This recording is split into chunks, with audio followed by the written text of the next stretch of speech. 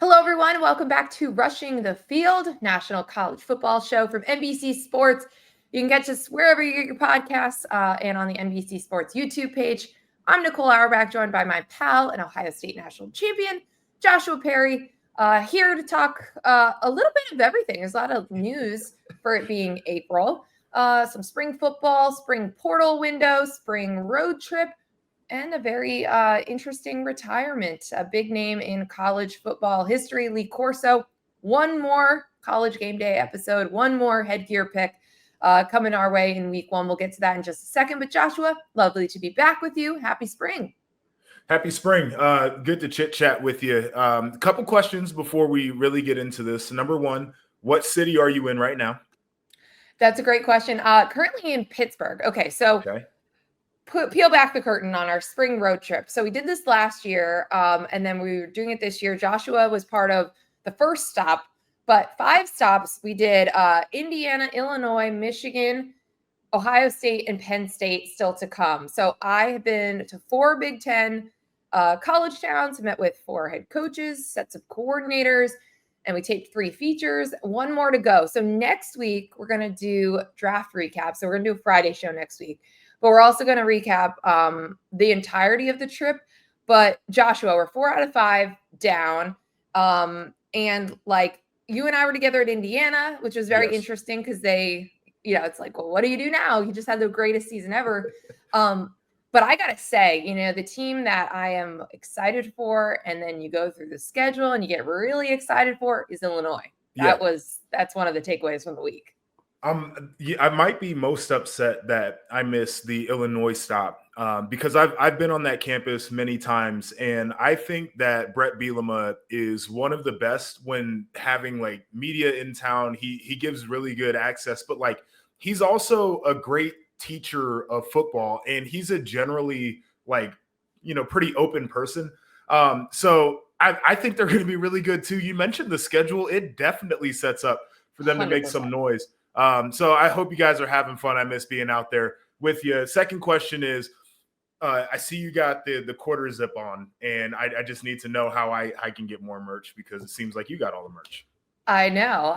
Apparently it's to work some swimming events because they make you wear the NBC logos and the peacock all over the place. But yes, we'll work on getting you some more merch. We know you love a good quarter zip.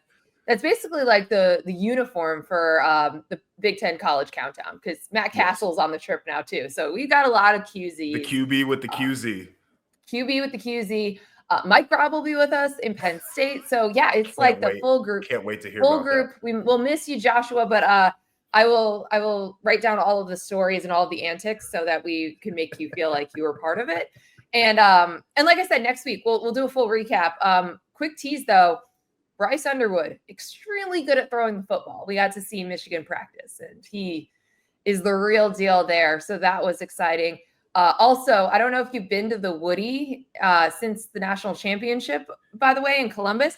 They got everything up, by the way. You get the banners, the trophies, all the photos and like frame stuff. I mean, it's all there. And it looks great. Everything looks great, but like, that's like pretty impressive. It's been like 2.5 months and they've got all the national championship stuff up. It's so funny because when we won, Urban wasted no time. They turned it around quick. And the sad part about that is when a great team comes through, there's another team that had photos up and like, all the different things that kind of has to disappear because there's a limited amount of space. So I'm curious who they eliminated. Like, there used to be more of my era in there. And as we've gotten further away, like the new guys deserve it and they've been balling, but it's a little bit sad realizing that you become an afterthought after a while. Well, you are old now, but don't worry. Your national I got gray hairs trophy. too. I was brushing my hair the other day. I saw some grays back here. Well, yeah, that's about where we are, Joshua. But your trophy is still in the front when you walk into the building. It still goes 2014, and then they're putting the other one kind of like behind it. For now, at least. So we'll see. We'll see. I think it should take precedent, though. That was an impressive run they had. It was. So we'll get you some of those interviews on this feed for Rushing the Field as well, by the way, because there was some great stuff, especially from Ryan Day on that national championship run. So excited to share all of that with you guys in the coming weeks. Like I said, next week we'll record and publish on Friday so that we can react to the first round of the NFL draft, which is finally here. So lots to come, of course. But it's also been a weirdly newsy week, Joshua. We'll get to the Nico Iamaleava saga in just a second. I want to make sure we have plenty of time to go there. But we'll start with some news and notes. And we're recording this on Tuesday, April 17th. The news just came out from ESPN that Lee Corso is retiring. He's going to have one more ESPN College Game Day show. He's going to make his final headgear pick for week 1, which is Saturday, August 30th, 2025. They have not announced the destination yet. Joshua, we were kind of riffing on this. It could be Ohio State, Texas, which I think would be fitting because as you read this press release from ESPN, they're talking about just the tradition that he's had 38 college football seasons. He's turning 90 this August, and his very first headgear pick and the team and the actual mascot he's put on his head more than anyone else is Ohio State and is Brutus Buckeye. So it would be pretty fitting if the last game is an Ohio State game. But really, I think I'm glad that they're doing one more. Like, I'm glad we're going to have this celebration, and Kirk Herbstreit and everybody else will get to tell Lee Corso how much he's meant to them one more time to kick off the 2025 season. So that just came through just in the inbox. Yeah, it's an interesting thing because Lee Corso has been a fixture in college football for a very long time. Obviously, the coaching career, and then what he's done in media is just like, he's so much fun, so exciting, brings the energy that I feel college football deserves on a week in and week out basis doing game day. So it's going to be sad not seeing him after week 1. I think a lot of people had asked the question, like, when was the time going to come for Lee Corso? Because a lot of people like to actually enjoy their retirement. He's like, no, I'm going to keep working. But you mentioned it. I can't wait to see some of the flashbacks and hear some of the stories that people up on set have to tell. And we've seen that relationship between Corso and Kirk Herbstreit over the last few years, really kind of zoomed in. I know that there's probably going to be some emotional moments there too, but I'm glad we get to see the one last time. It would have felt weird after going through a whole season, him not announcing that he was retiring, to not see him one more time to kind of get the farewell show. So it's going to be awesome. I can't wait. And again, like a hell of a way to kick off the start to the season is honoring one of the people who's synonymous with college football. And who totally understood and always got how fun it is supposed to be, and how goofy and weird college football is. So yes, very excited that he will get his due, and we will get to share all of those remembrances and watch all those highlights week 1 for ESPN College Game Day. Joshua, this is we're 2 days into the spring portal window being open. Now, this is a short window. It's 10 days. It's part of the reason that there are less spring games this year because people did not want, like, here's tape of our rising stars, and then, people call them. Actually, this is interesting. Michigan is doing its spring game this weekend, but it's not airing on the Big Ten Network until after the portal window has closed, which I know you'd appreciate. I mean, good for them, honestly. Like, good so for them. This is directly tied to it, right? Because this is usually a lot quieter than the December window. And honestly, talking to coaches these last couple of weeks, people thought that it would be pretty quiet. Like, there have not been huge name quarterbacks that have gone into the portal. Everyone's always looking for, like defensive linemen, edge guys. You could always use wide receivers. Like, you look for depth at all these positions. Everyone always says that. But this year, the Nico storyline kind of amped up this spring portal window. And there was some really interesting developments on day 1. The number 1 headline, I think, is the exodus at Cal. It's basically the entire Cal running back room. So we saw Jaden Ott left, Ought to Go, rest in peace, like an amazing song, amazing moment from the Calgorithm. A lot of pressure on the Sooner fan base to embrace Jaden Ott and come up with some weird music because he's headed to Oklahoma. Can't wait to watch that. But he's not the only running back who left Cal. They've lost 5 running backs to the portal. They're down to 1 scholarship running back in that room. Plus, if Fernando Mendoza left to go to Indiana. So basically, all of their rushing production from last year is gone. So you've got some problems in Berkeley right now.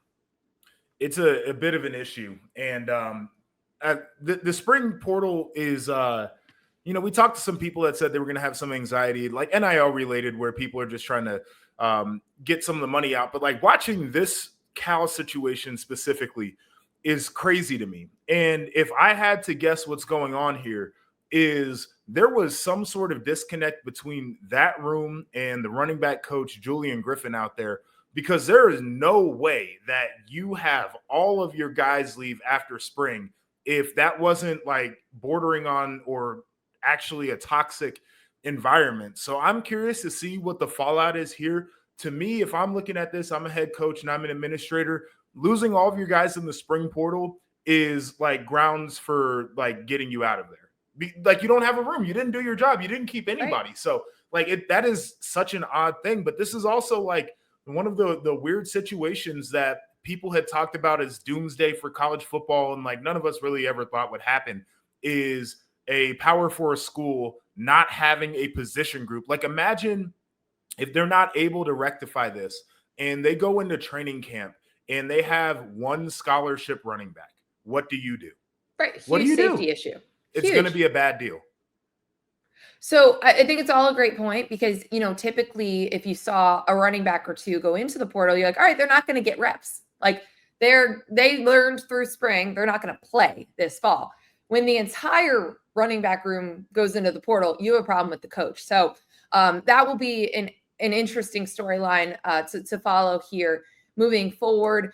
Another subplot outside of the Nico category that's interesting is Bo Atkinson, North Carolina edge rusher, from my pal Max Olson at ESPN. He was the big winner of the first day of the portal.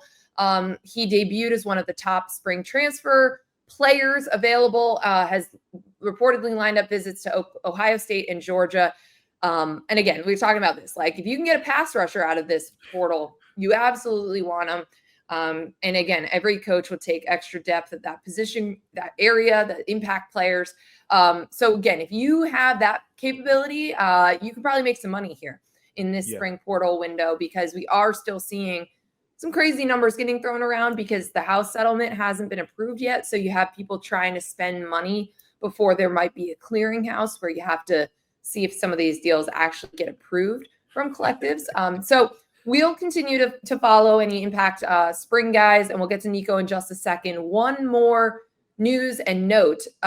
Finally, the NCAA has changed some rules related to faking injuries. They have been talking about this for years, Joshua. I mean, we have heard coaches complain about it. We've had systems where they've had to like submit things to their conferences, submit things to the NCAA.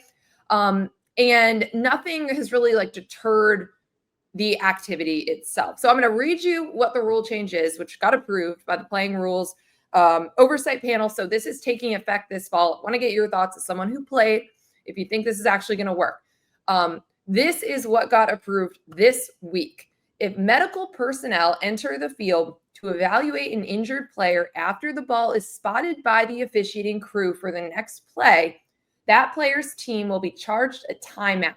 If the team doesn't have any timeouts remaining, a 5-yard delay of game penalty will be assessed.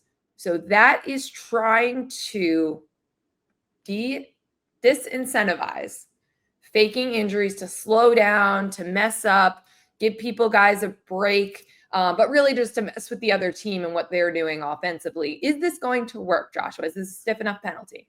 Yeah, I think this is a fairly good solution here. I've got my thoughts on tempo offenses. Like it's certainly an equalizer. I remember when I was in college, we played Indiana, and they used to go up tempo. And in the game that we played them, we played 90 reps of defense, and it was this was in Bloomington my senior year. And it was like a 7-point win, and we were like the number one team in the country. It was early in the year, and so I understand the challenge that it is, and it's like from a defensive standpoint, what stinks for us is we don't have an opportunity to really dictate the tempo, right? Like, it's up to the offense. So I kind of get where people are like, it's lopsided, so we're going to do something about it. Faking injuries is not the way to go about it. And like, there's not really another way to stop it. So you just got to get better on defense.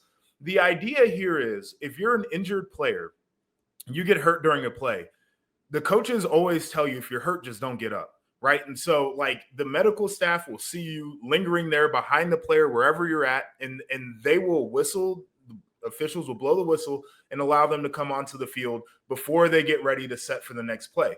What you see in these scenarios where players are feigning injury is they're running to where the ball is being spotted and they're looking over to the sideline. There's chaos because the coach can't get the play in, or you can't get into a huddle where your linebacker, your safety, whoever's got the green dot can bark out what the call is. And so then you just start shouting whatever it is, submarine, tell a guy to go down. That's what you're trying to get rid of here. And so I do think that you can tell when a guy is actually hurt by the way he behaves once he gets hurt. And so this is a pretty good solution here. Like I think that there's not going to be a lot of confusion for a guy who's actually hurt, for a guy who's not. And it's on the coaching staff to tell a player, don't get up if you're hurt. Like don't go run to the ball and try to get set if you're hurt. Just stay down. And that's the solution there.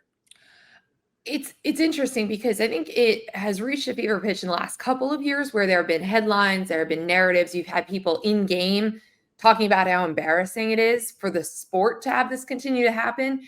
And it has. That is embarrassing.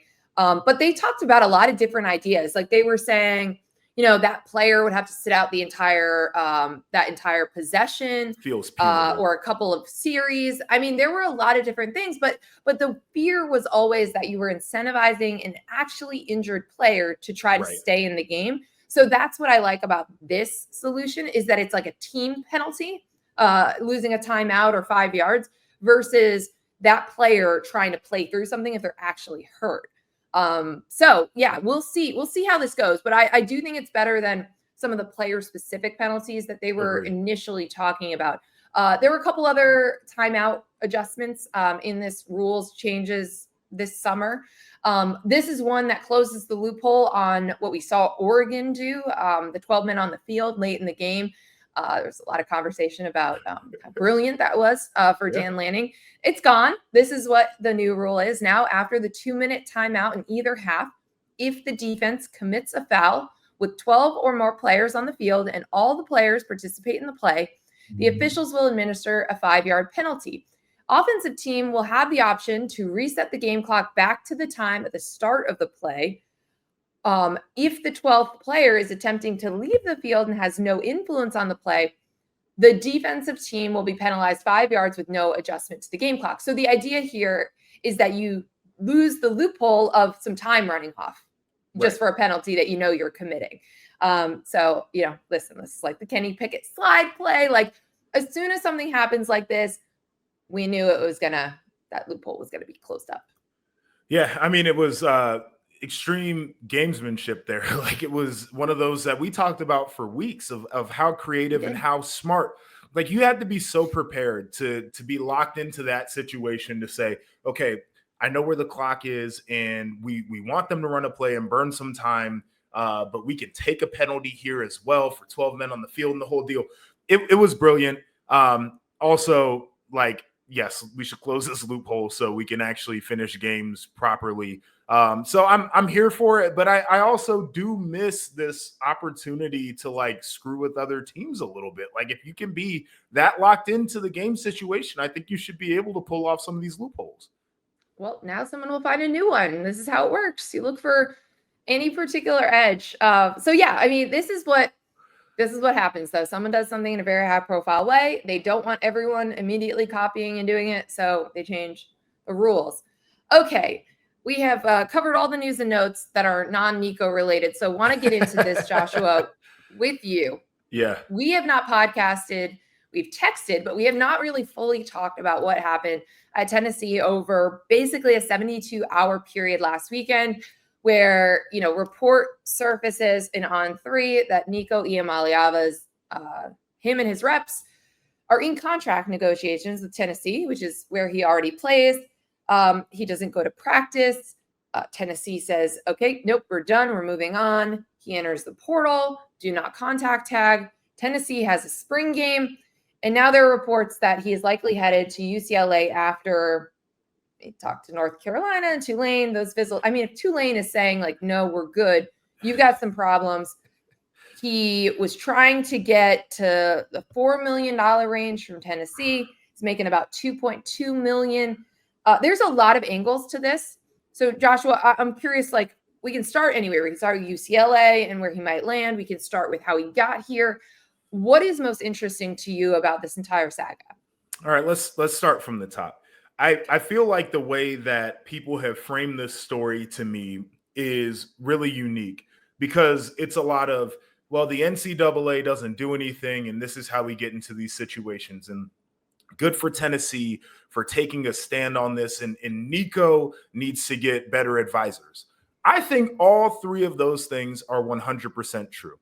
I also think that we have to acknowledge that when Nico was getting recruited to Tennessee and he signed the reported $8 million NIL deal, and they had him flying on a private jet, the NCAA did try to step in and be like, we don't think this is a good thing.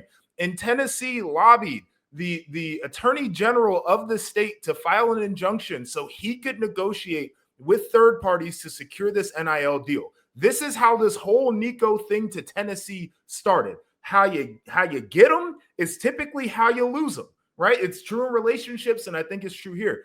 My biggest issue with this is I understand that as a player, you try to get your value. And seeing some of the deals that have been thrown out here, right? We talked about Bryce Underwood very briefly at the top of the show. We understand what he got to go to Michigan. If I'm Nico, I'm looking around and saying the quarterback market is a quarterback market, right? But you need to have a better, more professional group of people that are in control of your career. And as a player, you ultimately get the final say, right? And so now we get to a situation where you're making life-changing money, $2 million a year at 20 years old. If you do it the right way, that money should be able to do some really good things for you into your future. Not good enough. We want $4 million. Can't fault you there, but you got to be able to read the room. And then the thing that we shouldn't do after all this craziness goes down is say, well, it wasn't about the money. It was about the offense when you're going to UCLA, and hopefully their offense is much better this year, but their wide receiver room is not very good. Their running back production is down from what it was last year. Like, this was not the school where it's like, oh yeah, I'm going to go here and get developed, because they have this long track record as a program of putting out first round quarterbacks. Everything about this is a mess, but I do think we need to acknowledge that both the NCAA and institutions are at fault in how we got here, because they have been fighting, but nobody's actually come up with real solutions that can help level the playing field, calm some of this Wild West down, and ultimately protect players from this type of craziness happening. As you were talking about the narratives that his side's trying to put out about the style of play and what he wants, and that, they needed better receivers and offensive line at Tennessee. Well, one way to help is to take less money so that they have more money to spend on receivers and offensive linemen, by the way. Like, that's how it works in the NFL. When quarterbacks really want to help their team, they take less money. Okay, so anyway, I want to go back to what you were talking about, because I think this is such an important point, and people are really missing it in this, because it is easy and popular to just say, oh, the NCAA is at fault here. They tried to not let you sign deals when you were a recruit. Like, the rule was originally supposed to be like you had to be enrolled on campus before you could sign a deal, which, again, Tennessee fought because of Nico. He started getting paid as a recruit. And then also a lot of the different lawsuits, the reason that anyone can transfer every single year is because the state attorney generals were fighting on behalf of a couple of high-profile transfers who were sitting out because it was a second transfer. Again, the rule originally from the NCAA, when they loosened it to be more player-friendly, was one free transfer. Otherwise, you had to sit. So a lot of this that everyone likes to blame on the NCAA is them trying to have a rule, it immediately getting sued, and then chaos ensuing, and then everyone's still mad about all of it. But you can't really create or enforce rules if you're going to get sued every single time. And I think your point on this is very valid. If this is how you got the player, where money was extremely important, you were pushing at the rules, bending them to create new rules to get him, I don't think you can necessarily be shocked when he comes back and says, hey, we made the playoffs, I want more money. This is what Carson Beck is getting. This is what this player is getting. Even when you didn't play that well against the top competition. Your numbers were padded against the weakest teams on Tennessee's schedule, but you're still a starting quarterback in the SEC. You can't be shocked that that happens when the recruitment went the way that the recruitment went. So I think it's good overall Tennessee did what they did, because I think if they didn't, you have schools all over the country being like, okay, our quarterback could just hold out or not show up to practice and demand things, and we have to go with it. And I think Tennessee would have handled this differently if it was Arch Manning, if it was someone who was Lenora Sellers, DJ Lackley, someone who had shown more, who had done more in college, that you thought the ceiling was like, he's a national championship caliber quarterback who's going to take us there. But Nico, I think, was just the right level of quarterback where you could walk away and like be like, we're doing the right thing. We feel good about this. The fan base is going to like cheer for Josh Heupel when he's getting off the bus on the way to the spring game. Because they feel like you have like a moral high ground, not like, just acquiescing to these demands. And I think because of the reporting around it, because you saw Nico's father tweeting at the reporter who first put this out and calling him names, I think it's easier to be like, man, this is just not how you handle this at all. Like, so good for Tennessee for not, just agreeing to these demands. But also when the dad is acting this way and it's not, like you said, a professional situation, professional representation, I think there's also, it's easier to take Tennessee's side. And you saw like overwhelming portion of the media and fans, even of other places, taking Tennessee's side, which was interesting because it has been an era of player empowerment and a lot of people taking player sides, but not in this situation. Well, I think it's because I think we understand that we want what's best for players, but I think people knew this was just over the top. Like, you have a line when it comes to player empowerment, and like, this was not best for the player at the end of the day. I think that's what people started to come to the conclusion.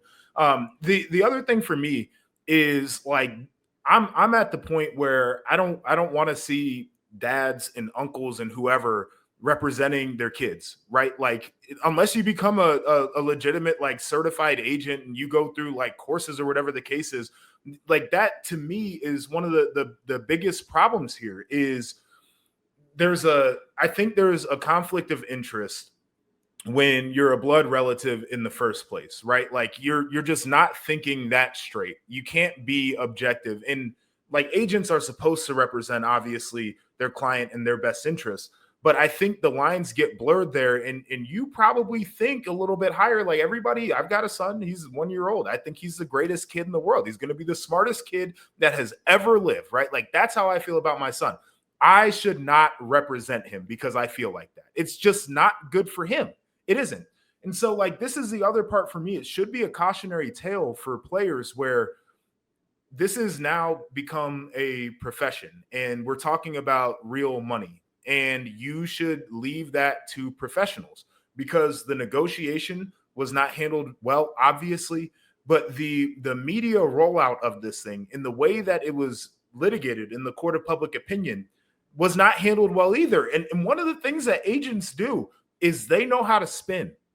They know how to talk to media. They've got connections to reporters that can put different things out to at least make you not seem as crazy as what you are in a scenario like this. And they missed on every part of it. And so I really genuinely feel for Nico in the sense of Tennessee was a good place for him to be. They put up great numbers offensively. I know they're talking about what the offense is and quarterback, whatever. They've got Joe Milton in the NFL, and like, people are still enamored with him, which is crazy. Hendon Hooker had a phenomenal year. I'm not sure a lot of people saw him as a quarterback that could reach the heights that he did. And now we're going to be asking questions. Can you learn a playbook right quick over the summer? Can you go into UCLA with the state of that offensive line last year, what the running back room is going to look like, where the wide receivers are, and be a really productive quarterback? I'm not exactly sure. And it certainly feels like he's hurting his career just because you're listening to the advice of people who are not professionals in this world.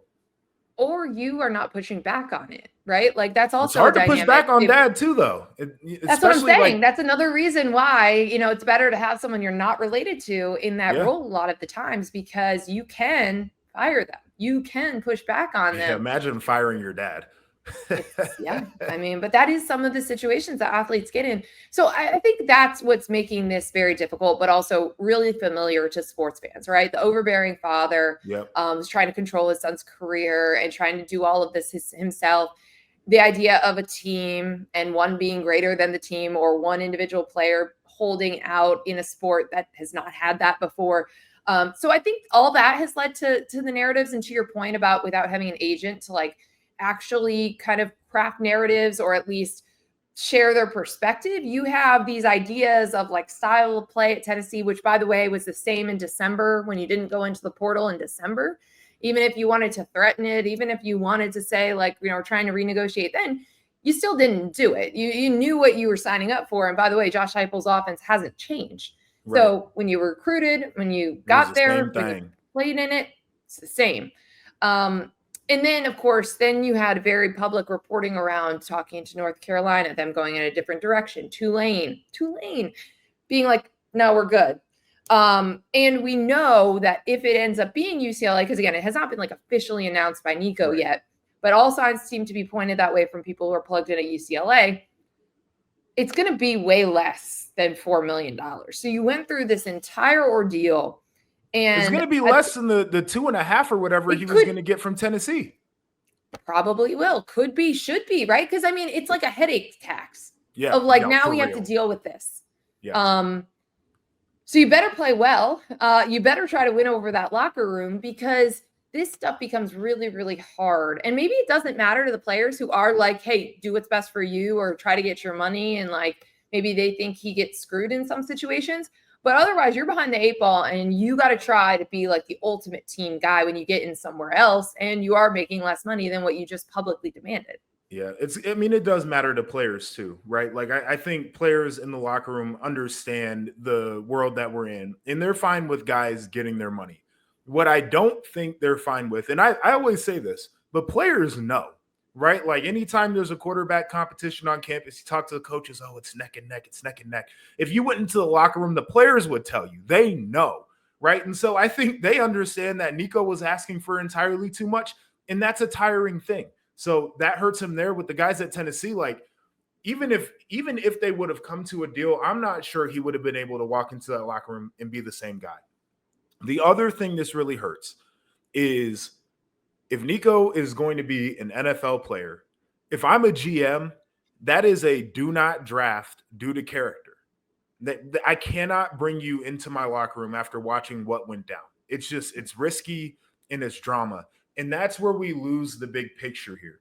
The $4 million that you were wanting today pales in comparison to what you could make in a career as an NFL player. And that includes as a backup quarterback. Some of these backup quarterbacks leave the NFL with $20-30 million in career earnings, especially if you get drafted high to begin with. It could be more than that. And that's what's unfortunate about this, is just it felt like such a right here, right now, but no big picture type of way to move in this type of situation.